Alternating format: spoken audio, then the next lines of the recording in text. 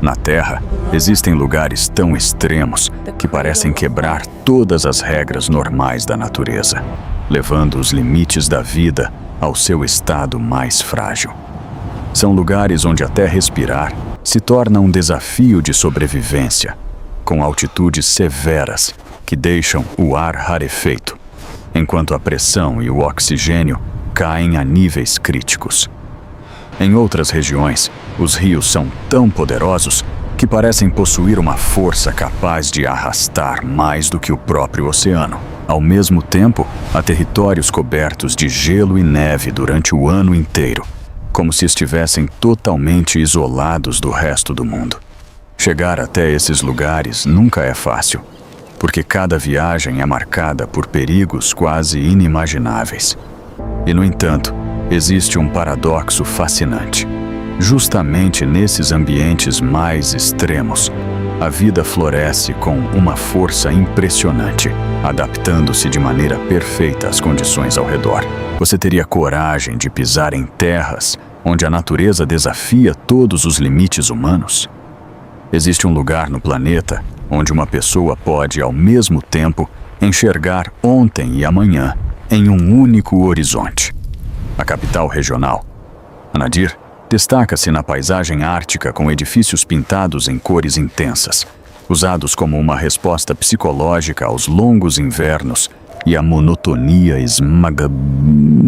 esmagadora do branco ao redor. Do que, no início dos anos 2000, sob o governo de Roman Abramovich, muitos blocos de apartamentos da era soviética foram repintados com tons vivos para combater a privação de cor e a depressão sazonal. Depois de 1991, o colapso da economia planificada e o fechamento das minas de estanho e tungstênio fizeram a população de Chukotka despencar drasticamente. Muitos moradores chegaram ao ponto de vender suas próprias casas apenas para conseguir pagar uma passagem só de ida para Moscou. Se você estiver na costa de Chukotka, numa tarde de segunda-feira, poderá olhar além do mar e avistar um lugar onde ainda é domingo à tarde. A partir daí, a narrativa nos leva para outro fenômeno extraordinário.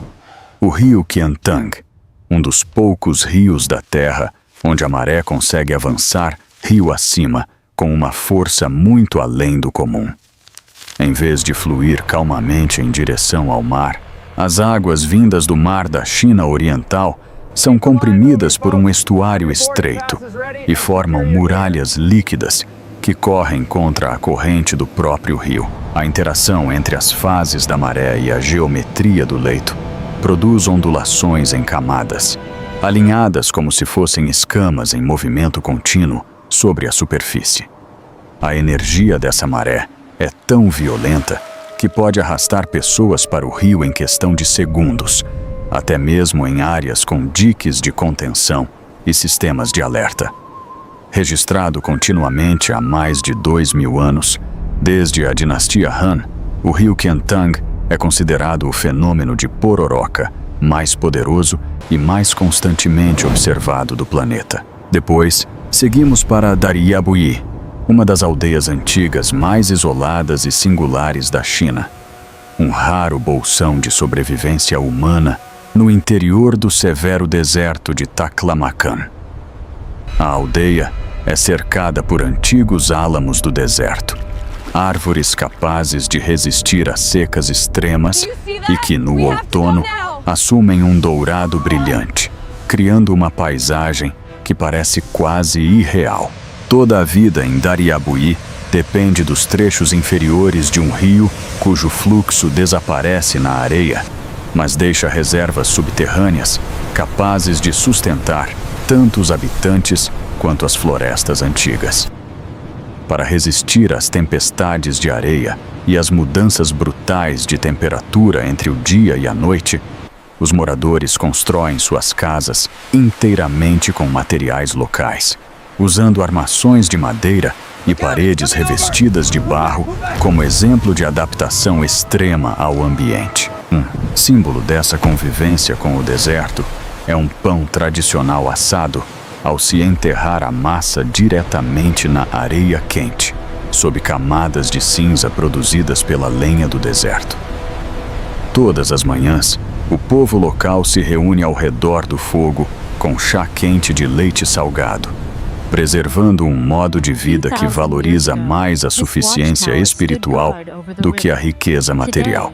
As ilhas flutuantes dos Urus formam um arquipélago artificial único no mundo, feito inteiramente de camadas de juncos totora, trançados para criar massas de terra flutuantes no coração do lago Titicaca. Situado a mais de 3.800 metros acima do nível do mar, este é o assentamento em lago navegável mais alto da Terra, onde o ar rarefeito pode deixar qualquer pessoa sem fôlego depois de uma simples conversa. Como uma aldeia inteira pode flutuar sobre a água. O povo Urus desenvolveu ao longo de gerações a capacidade de cortar as cordas de ancoragem e mover suas ilhas para novas posições quando necessário, como uma estratégia de defesa herdada de tempos antigos. Caminhar ali significa pisar sobre uma plataforma viva que se decompõe constantemente sob os pés, exigindo novas camadas de juncos para manter as casas secas e a estrutura sempre flutuando. De forma impressionante, a parte branca interna desses juncos, conhecida como a banana do lago Titicaca, é comestível e rica em iodo, ajudando os moradores até mesmo a manter a saúde bucal. Nesse lugar extraordinário, a vida humana depende diretamente de um material orgânico que precisa ser renovado sem cessar, como se o próprio chão estivesse sempre renascendo. Mais adiante, encontramos o Saltstraumen, um estreito famoso por abrigar a corrente de maré mais forte do mundo. Mais de 14 bilhões de pés cúbicos de água atravessam esse canal a cada mudança de maré. Um volume colossal que se move com uma força quase impossível de imaginar. Em seu pico, a corrente pode atingir velocidades de até 40 km por hora, superando facilmente muitos meios de transporte comuns. Esse fluxo brutal gera redemoinhos gigantescos, alguns chegando a cerca de 10 metros de diâmetro e quase 5 metros de profundidade, tornando-se alguns dos mais potentes já observados pela humanidade. O fenômeno acontece 4 vezes por dia, 2 durante a maré enchente e 2 durante a maré vazante. Quando a água atinge sua intensidade máxima, o rugido pode ser ouvido à distância, como se o próprio mar estivesse sendo comprimido por uma força invisível. Em seguida, a narrativa nos leva aos fortes marítimos de Maunsell, estruturas que um dia fizeram parte de uma linha de defesa offshore para proteger a Grã-Bretanha durante a Segunda Guerra Mundial, mas que depois serviram de base para a autoproclamada micronação, conhecida como Principado de Sealand. Quando os militares britânicos se retiraram, nos anos 1960, os fortes foram abandonados e rapidamente passaram a ser usados por rádios piratas que transmitiam ilegalmente para o Reino Unido.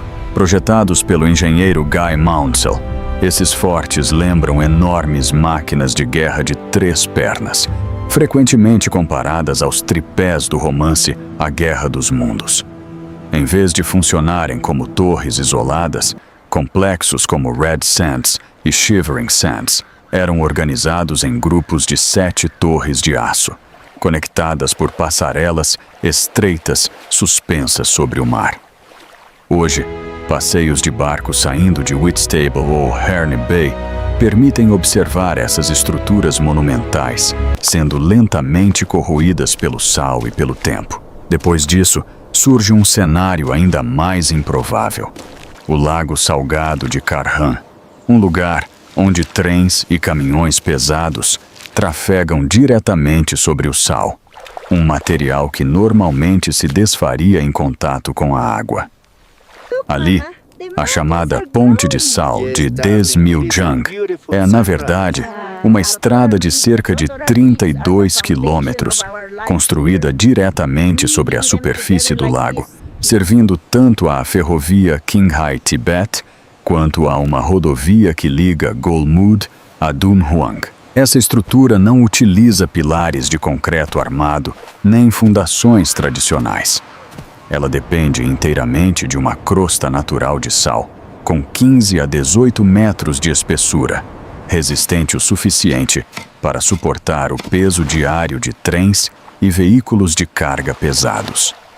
O sal não forma uma superfície lisa, mas se cristaliza em formas incomuns, parecidas com pérolas, corais ou bases de lótus, resultado do clima quente, árido e da salinidade extrema. Sob essa camada superficial, existem cerca de 50 bilhões de toneladas de sal, além de vastas reservas de potássio e lítio.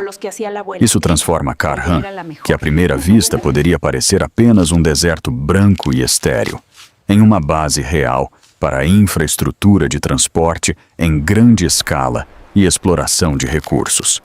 É um contraste marcante com outros desertos de sal do mundo, onde o sal existe sobretudo para ser contemplado e não utilizado como fundamento industrial e estrutural. O deserto de Badain Jaran é um dos poucos desertos do planeta conhecido pelo fenômeno da areia cantante, no qual dunas gigantescas produzem sons semelhantes a trovões.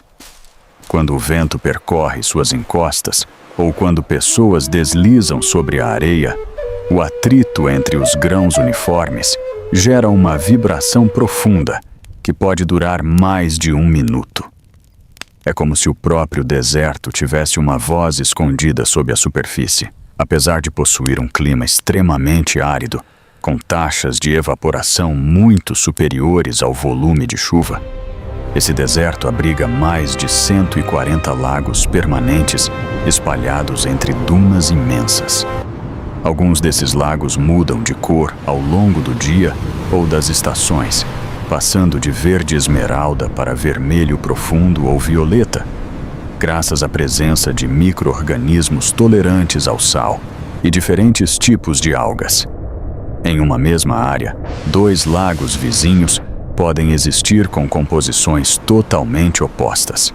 Um alimentado por fontes subterrâneas de água doce e outro hipersalino, estéril e praticamente sem vida. Construído em 1755, o templo de Badain Jaran permanece ao lado de um lago do deserto sem ser engolido pela areia, funcionando como centro espiritual para famílias nômades mongóis que vivem em torno de oásis isolados.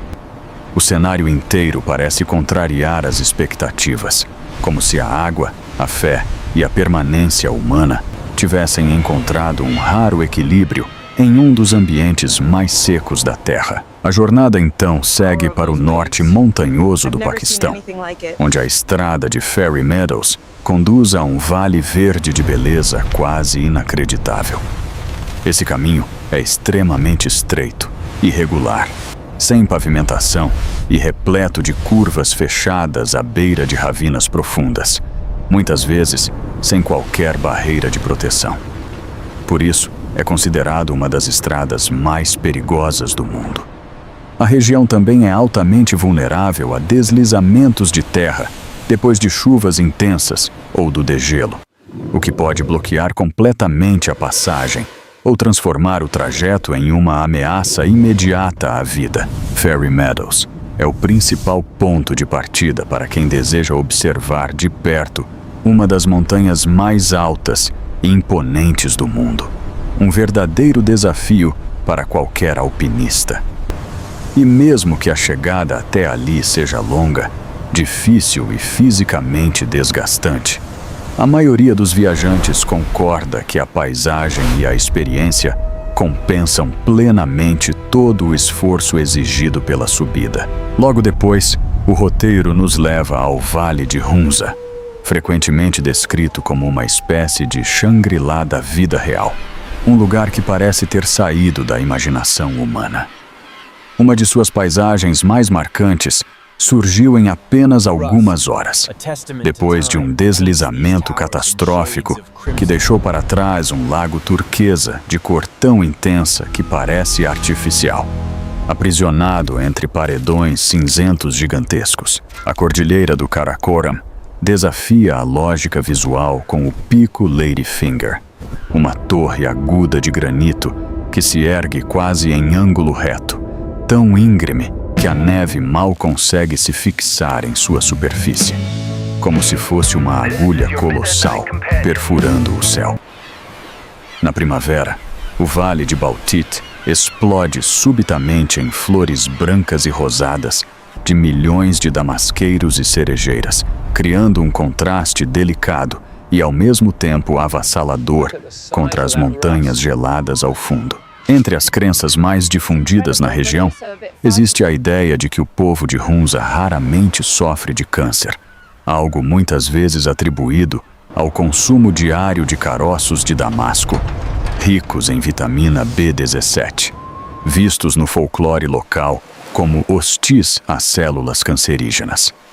Assim, o vale mistura paisagens surreais, tradições de longa duração e uma aura de pureza quase mítica. A próxima parada é Shibam, uma cidade antiga situada no meio do deserto do Iêmen, famosa no mundo inteiro por seu apelido, a Manhattan do Deserto. Esse título se deve ao seu estilo arquitetônico singular, formado por construções de vários andares, com alturas entre 5 e 11 pavimentos, erguidas há séculos com tijolos de barro secos ao sol. Algumas dessas edificações existem desde antes do século XVI. A cidade representa um dos primeiros exemplos de urbanismo vertical da história, concebido tanto para economizar espaço quanto para proteger a população contra inundações repentinas. Embora sejam feitas de terra, essas construções conseguem sobreviver por centenas de anos, desde que recebam manutenção cuidadosa todos os anos. Os moradores reaplicam regularmente novas camadas de barro nas fachadas, como se estivessem repintando a cidade inteira. Suas ruas labirínticas foram projetadas para bloquear a luz solar mais severa e também para facilitar a defesa contra invasores. Em Shibam, a arquitetura não apenas responde ao clima e ao espaço limitado, mas também se transforma em um sistema completo de sobrevivência coletiva no coração do deserto. Por fim, essa parte do documentário apresenta as casas nas árvores do povo Korowai, consideradas a forma mais elevada de habitação cotidiana já construída por seres humanos. Os Korowai erguem suas moradias sobre troncos que podem alcançar de 6 a 12 metros de altura, enquanto alguns casos extremos chegam a impressionantes 35 a 50 metros acima do solo da floresta. Subir tão alto não serve apenas para escapar de animais selvagens ou de enchentes. O principal motivo é proteger as famílias contra espíritos malignos, conhecidos como Kakua, e contra ataques noturnos de tribos rivais. Cada casa é construída inteiramente com materiais da floresta, como madeira, bambu e folhas de palmeira sagu, misturando-se ao ambiente a ponto de parecer um enorme ninho de pássaro brotando diretamente das árvores. O único acesso costuma ser um tronco entalhado usado como escada, obrigando os moradores a subir alturas extremas sem qualquer equipamento de segurança. Apesar do perigo evidente, dentro dessas casas existem fogueiras internas feitas com camadas de argila e isolamento para cozinhar e aquecer. Em uma moradia suspensa a mais de 40 metros de altura, um incêndio praticamente elimina qualquer possibilidade de fuga, deixando como alternativas apenas uma descida fatal ou ser consumido junto com a casa. Aqui, viver nas alturas não é uma escolha estética, mas uma forma radical de defesa, crença e adaptação. Namafial, também conhecida como Hverir, é uma das áreas geotérmicas mais ativas da Islândia. Um lugar onde a terra parece aberta e viva sob os pés. O solo contém concentrações de titânio muito acima do normal, e as poças de lama entram em erupção continuamente, lançando argila líquida para o ar enquanto formam pequenos cones vulcânicos. Muitas das saídas de vapor, que parecem naturais, são, na verdade, perfurações geotérmicas seladas e cobertas com pedras para criar a ilusão de atividade espontânea. O mais impressionante é que as esferas de hematita e os minerais de jarosita encontrados ali coincidem com as mesmas assinaturas do solo detectadas pelos veículos da NASA em Marte. O cheiro de enxofre é tão intenso que não apenas gruda nas roupas, mas também invade os sistemas de água quente dos hotéis, tornando quase impossível escapar da presença química do lugar. Não por acaso, antigos islandeses viam essa região como uma espécie de inferno real, onde se dizia que criminosos eram lançados em poças ferventes, como forma de punição pública. Em seguida, o documentário nos conduz aos assentamentos suspensos do Vale de Spiti, um sistema de aldeias antigas e mosteiros budistas construídos diretamente sobre penhascos verticais e cristas montanhosas afiadas. A paisagem ao redor é a de um deserto frio moldado pela sombra de chuva do Himalaia, com montanhas nuas, ventos fortes e vegetação extremamente escassa.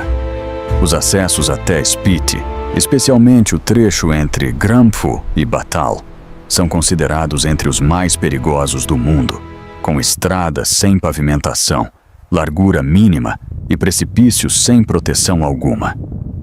Durante o inverno, as temperaturas podem cair abaixo de menos 30 graus Celsius, e passos elevados como Kunzum Pass ficam completamente fechados pela neve, isolando a região por quase metade do ano. Nesse cenário severo, Dhankargompa se destaca como exemplo máximo de arquitetura de penhasco, erguida sobre uma formação rochosa a cerca de 300 metros acima da confluência de dois rios. O vale também abriga lugares improváveis como Hikim, que possui a agência dos Correios em funcionamento mais alta do mundo, e Tashigang, registrada como a seção eleitoral mais alta da Terra, onde funcionários precisam caminhar levando oxigênio para atender um eleitorado minúsculo. Depois, a narrativa mergulha no universo glacial de Vatnajökull, não apenas a maior geleira da Europa, mas também um fenômeno raro por cobrir 7 sistemas vulcânicos ativos, unindo gelo eterno e calor geotérmico. O que torna suas cavernas de gelo diferentes de cavernas rochosas comuns é o fato de que elas nunca são realmente permanentes. Todos os anos, a água do degelo esculpe interiores inteiramente novos, fazendo com que cada caverna seja uma criação irrepetível. A cor azul cristalina e intensa que brilha em seu interior surge quando o gelo comprimido por séculos expulsa todas as bolhas de ar, permitindo que apenas a luz azul profunda seja refletida de volta. Algumas cavernas, como a chamada Anaconda, se estendem por mais de 90 metros, com passagens sinuosas e texturas onduladas que fazem o visitante sentir que está caminhando dentro de um ser vivo ou de um mundo alienígena.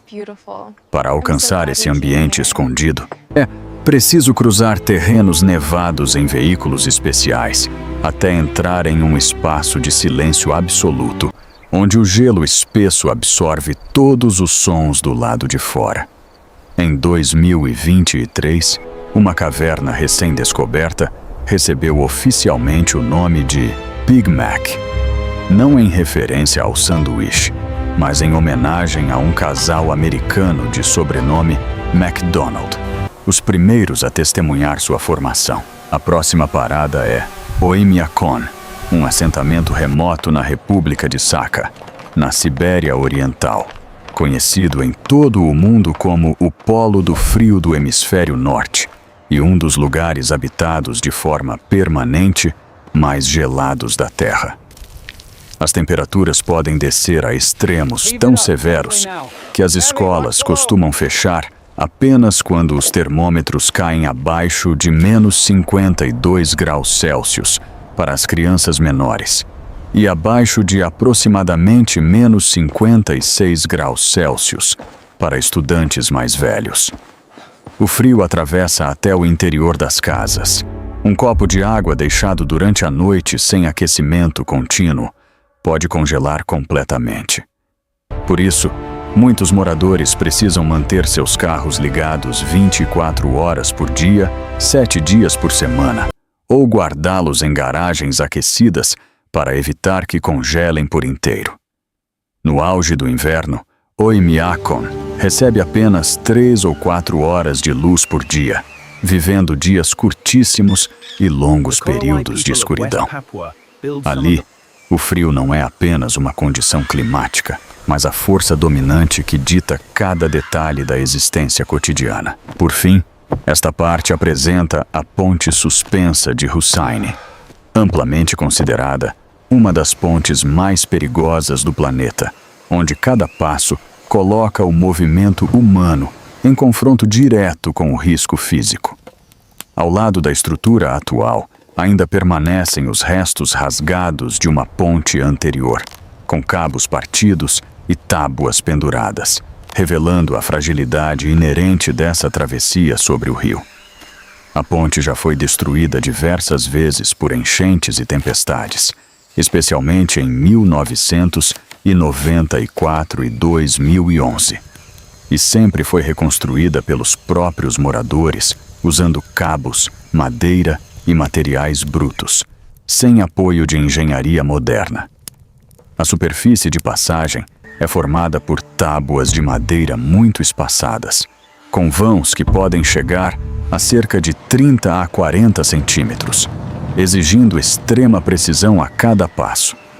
Lá embaixo corre o rio Hunza, alimentado pelo degelo glacial, com água gelada e rochas cortantes, um lugar onde as chances de sobreviver a uma queda são praticamente inexistentes. Cruzar essa ponte não parece um simples deslocamento, mas um teste de nervos, equilíbrio e sobrevivência. Haidarshan é uma região montanhosa onde quase nada parece vivo. Praticamente não há plantas nem animais, e a paisagem formada ali é tão árida e vazia que parece ultrapassar até mesmo a ideia comum de deserto. A superfície negra profunda não é carvão, mas uma camada conhecida como verniz do deserto, rica em ferro e manganês, oxidada e acumulada ao longo de milhões de anos. Sobre essa rocha escura, correntes de areia branca ou amarelo claro descem pelas encostas como se fossem cachoeiras secas, criando um contraste visual extremo e quase impossível de esquecer. As formações do relevo foram intensamente esculpidas pelo vento, produzindo sons estranhos quando o ar atravessa fendas e passagens estreitas entre as rochas, às vezes lembrando assobios longos ou lamentos distantes espalhados pelo terreno aberto. O mais curioso é que, de perto, a rocha e a areia parecem negras como carvão. Mas, vistas à distância e sob luz solar intensa, as montanhas podem refletir a claridade e assumir um tom cinza prateado. Essa combinação de dureza, vazio e aparência não terrestre fez com que Haidarshan fosse amplamente tratada, tanto em imagens científicas quanto na ficção, como uma paisagem alienígena em plena Terra. Depois disso, o documentário nos leva a Abuna Yemata Gu, considerada por muitos a igreja mais perigosa do mundo. Esculpida inteiramente à mão em um pilar vertical de arenito, ela se encontra a mais de 2.500 metros acima do nível do mar.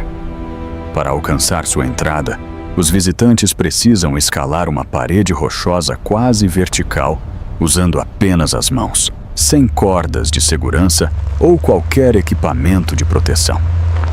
A igreja permanece isolada no alto de uma torre natural de pedra, acessível apenas por pequenos apoios estreitos, lisos pelo desgaste de mais de 15 séculos de uso contínuo. No interior, o templo preserva manuscritos antigos e valiosíssimos, escritos à mão sobre pele de cabra, levantando uma questão ainda sem resposta clara. Como esses objetos foram levados até tamanha altura séculos atrás? Ao lado da entrada, pequenos nichos escavados no penhasco guardam os restos mortais de monges que serviram ali por gerações, vivendo e morrendo sobre a própria rocha.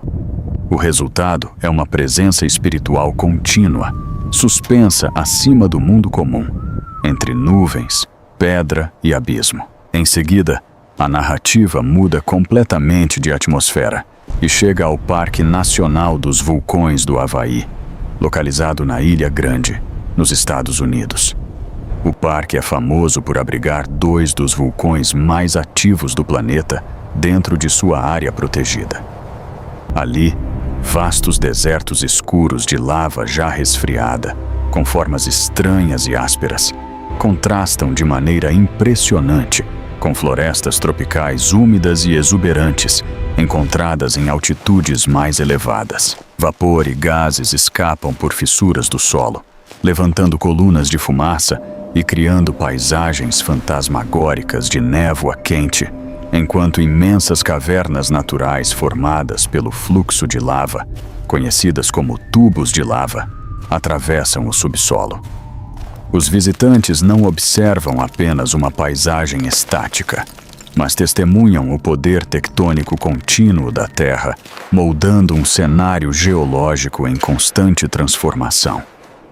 É um lugar onde fogo, rocha, vapor e floresta coexistem como partes de um mesmo sistema vivo e instável. O roteiro então retorna ao Himalaia para apresentar o Mosteiro de Dhankar, que no passado serviu como poderosa capital do reino de Spiti no século XVII e costuma ser descrito como uma fortaleza suspensa em um ponto quase intocável.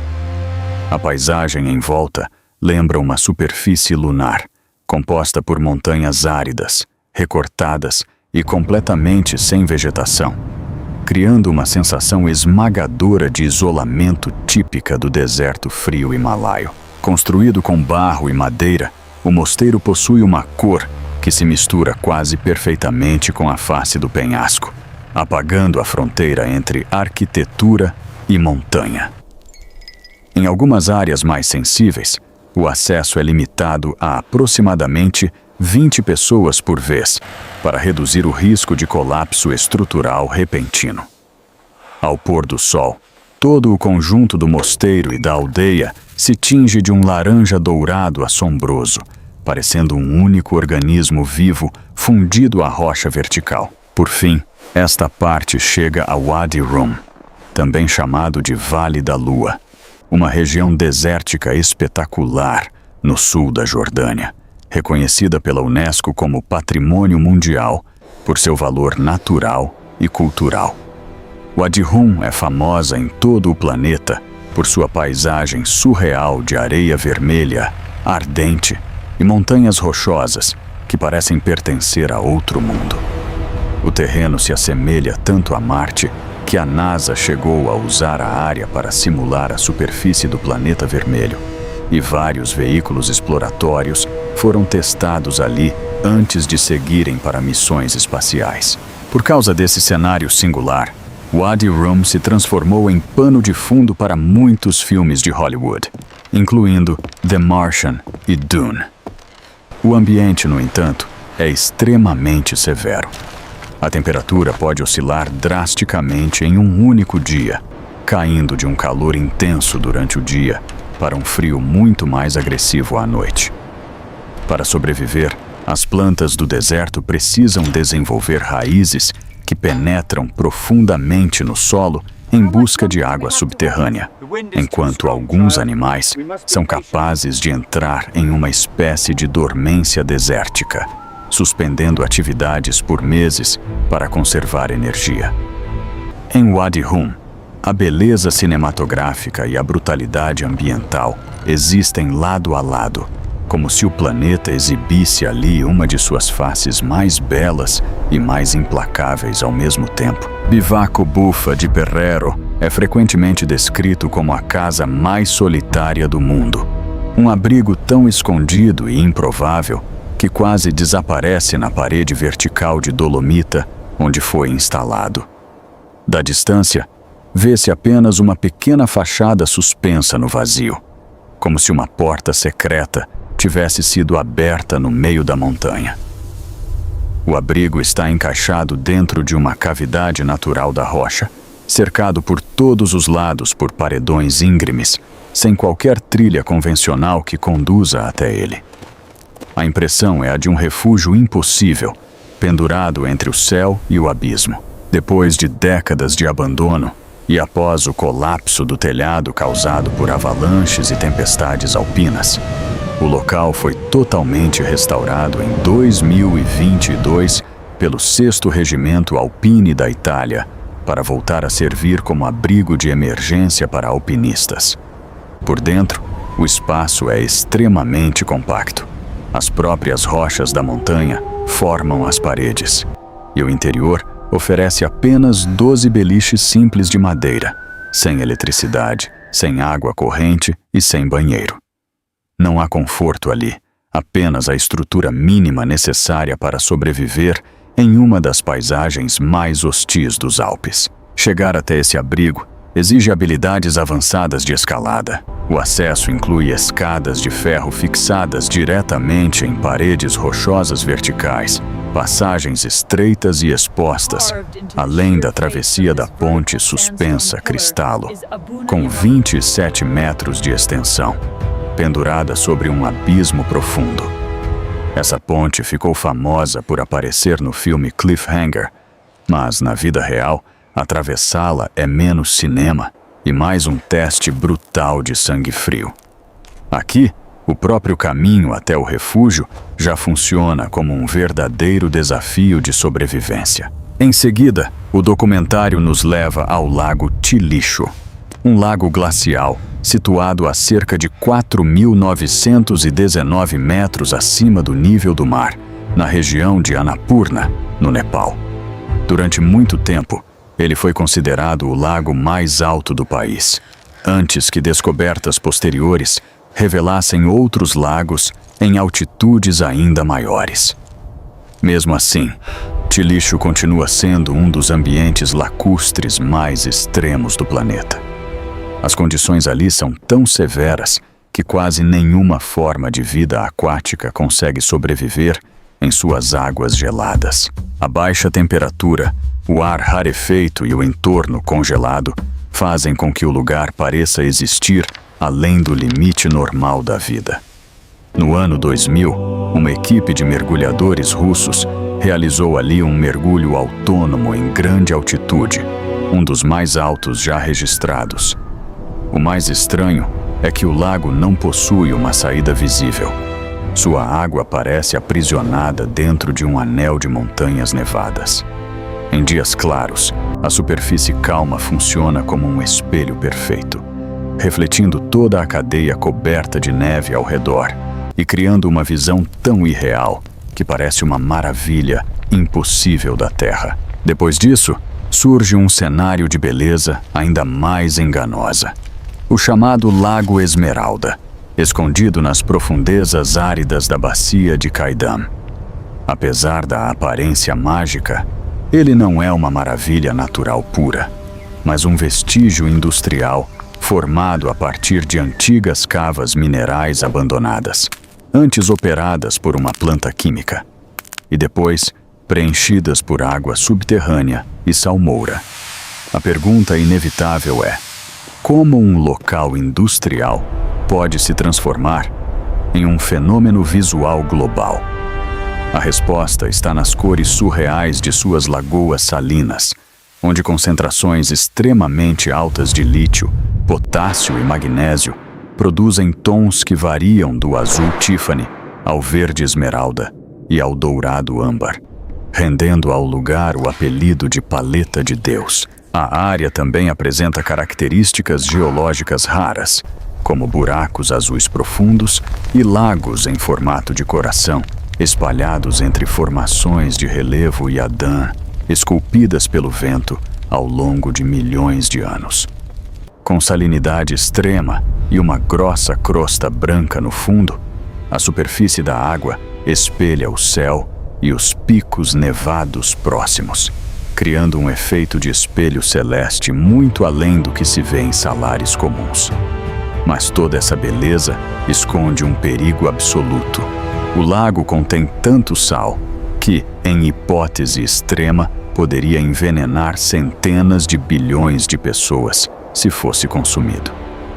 É um oásis letal, disfarçado de paraíso.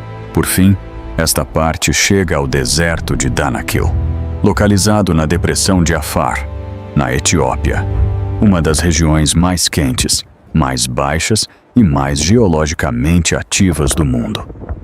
Grande parte dessa área fica abaixo do nível do mar, com alguns pontos descendo cerca de 125 metros abaixo dele, enquanto as temperaturas diurnas raramente caem abaixo de 35 graus Celsius, até mesmo no inverno.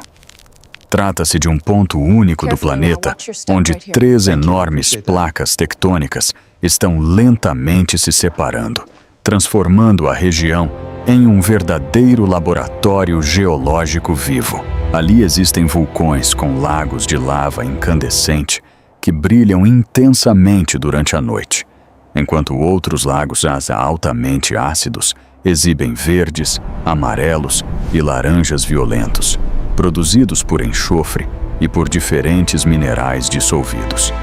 Em meio a esse cenário quase infernal, cientistas descobriram bactérias extremófilas capazes de sobreviver e prosperar em ambientes de alta temperatura e acidez, onde quase nenhuma outra forma de vida suportaria permanecer. Danakil parece reunir fogo, veneno, calor e movimento tectônico em um mesmo lugar, como se fosse uma fenda aberta para um mundo anterior à própria civilização humana. A ferrovia Qinghai Tibet é a única do mundo onde os trilhos repousam sobre um solo instável, que pode derreter e colapsar se a temperatura subir apenas alguns graus. Para evitar esse desastre, milhares de pilares foram perfurados profundamente no terreno, funcionando como enormes termosifões capazes de resfriar e estabilizar continuamente o permafrost. Mesmo com esse sistema, a estrutura ainda precisa suportar variações brutais de temperatura, desde frio extremo até calor intenso, sem rachar nem ceder. Durante a construção, as equipes trabalharam a mais de 4.500 metros de altitude, onde o ar é tão rarefeito que muitos operários precisavam usar máscaras de oxigênio até para dormir, a fim de evitar danos cerebrais. Todos os dias, os trens atravessam vários quilômetros de trilhos elevados que parecem flutuar sobre o solo mole, quase sem se ancorar em rocha firme. E apesar de todo esse risco técnico, o projeto ainda preserva cerca de 1.300 vãos em arco sob a linha férrea, permitindo que rebanhos de antílopes tibetanos atravessem a região com segurança. É uma obra que tenta equilibrar conquista humana e sobrevivência natural em um dos ambientes mais difíceis do planeta. Pois em seguida, o documentário nos leva ao chamado Portão do Inferno, no Turcomenistão, uma gigantesca cratera de gás natural em pleno deserto, que permanece em chamas há décadas. Apesar da aparência quase mítica, ela não é um fenômeno totalmente natural. A cratera surgiu depois de um acidente durante uma exploração de gás, no início da década de 1970. Desde então, o fogo arde sem interrupção há mais de 50 anos, criando o espetáculo surreal de um poço profundo em combustão permanente, especialmente impressionante durante a noite. Conforme alguém se aproxima, um cheiro forte de enxofre típico dos gases que escapam do subsolo, domina completamente o ambiente. Atualmente, cientistas estudam se certos micro-organismos conseguem sobreviver naquele ambiente extremo, rico em metano e altas temperaturas. Ao mesmo tempo, o presidente do Turcomenistão já ordenou repetidas tentativas para apagar ou ao menos reduzir o impacto das chamas, motivado tanto por preocupações ambientais quanto pelo potencial de aproveitamento dos recursos energéticos do local. O portão do inferno parece condensar o fascínio humano pelo perigo. Uma ferida ardente aberta na terra, ao mesmo tempo bela, ameaçadora e absurdamente duradoura. Por fim, a narrativa chega a Mustang, também conhecido como o Reino de Lo, um antigo reino himalaio no norte do Nepal, próximo ao Tibete. Durante séculos, Mustang manteve sua própria cultura e governo local, mesmo depois de ter sido integrado ao Nepal no século XVIII. Apenas em 2008, quando o Nepal aboliu oficialmente sua monarquia, Mustang perdeu seu status real. Como permaneceu isolado nas profundezas do Himalaia e fechado a estrangeiros até 1992, suas antigas tradições tibetanas sobreviveram quase intactas ao passar do tempo. A paisagem de Mustang é seca, austera e severa, situada na sombra de chuva da cordilheira Annapurna, com pouquíssimas árvores, ventos fortes e um terreno que brilha em tons de cinza, amarelo, vermelho e marrom. É um deserto de alta altitude, acima dos 3.000 metros sobre o nível do mar, onde a sensação não é de abundância, mas de permanência silenciosa. Entre seus penhascos íngremes se escondem vales profundos e misteriosas cavernas escavadas há milhares de anos. Nessas cavernas, arqueólogos encontraram múmias antigas e relíquias budistas, revelando que esse território remoto guarda não apenas isolamento, mas também camadas profundas de memória humana e espiritual. Mustang surge, assim, como um encerramento perfeito para a jornada. Um lugar extremo onde o tempo parece ter diminuído de velocidade, preservando um mundo que quase desapareceu do restante da Terra.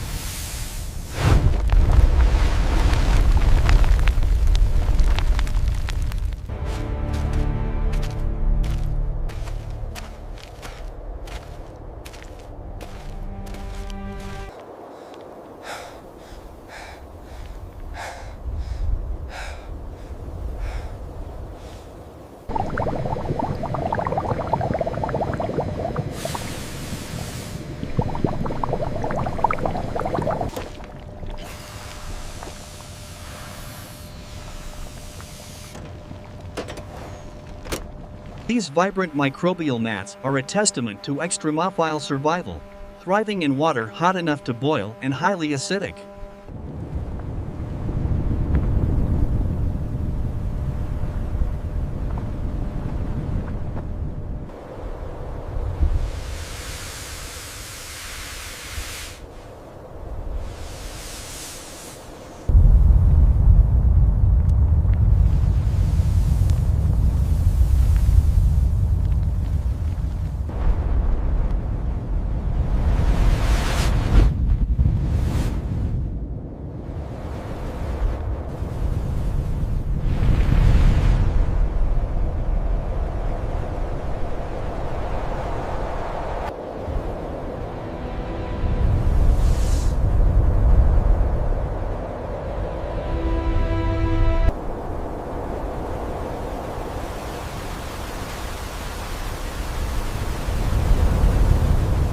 These thermosiphon pillars are crucial.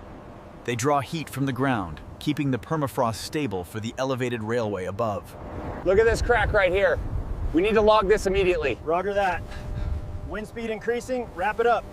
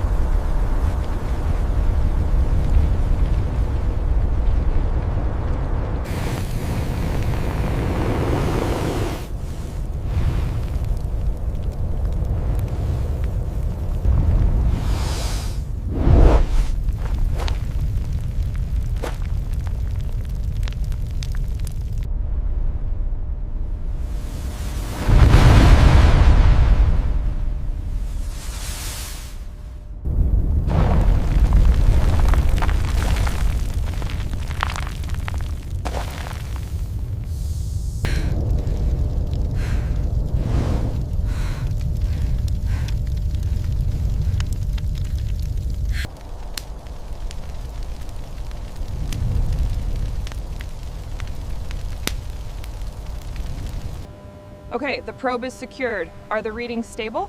Yes, sulfur dioxide levels are high but stable.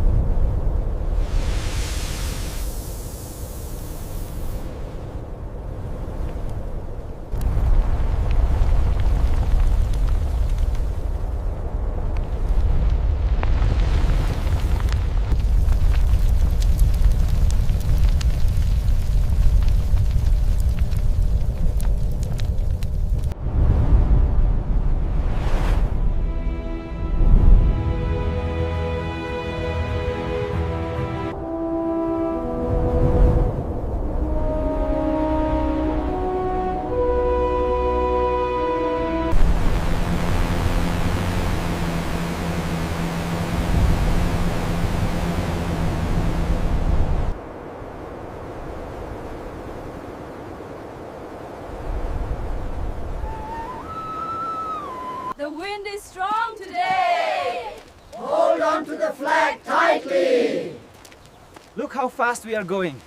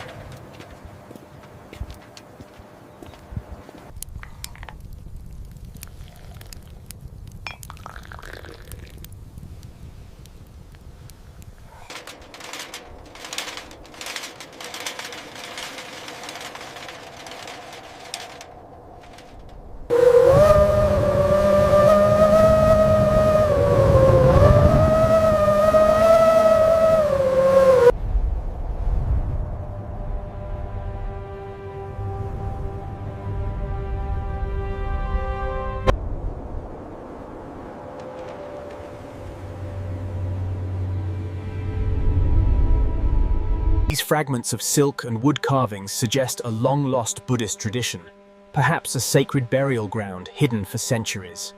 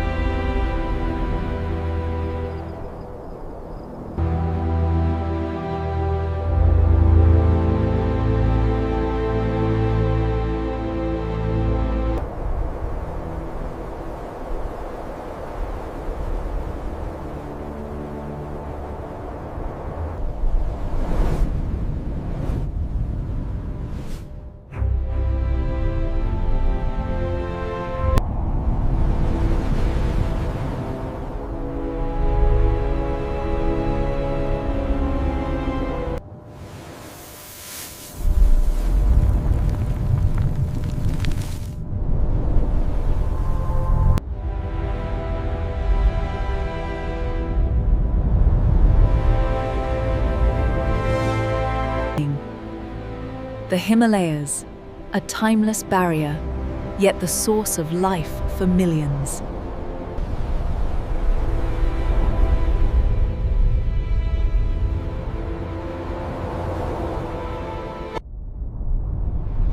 All extreme places, now part of one complete journey.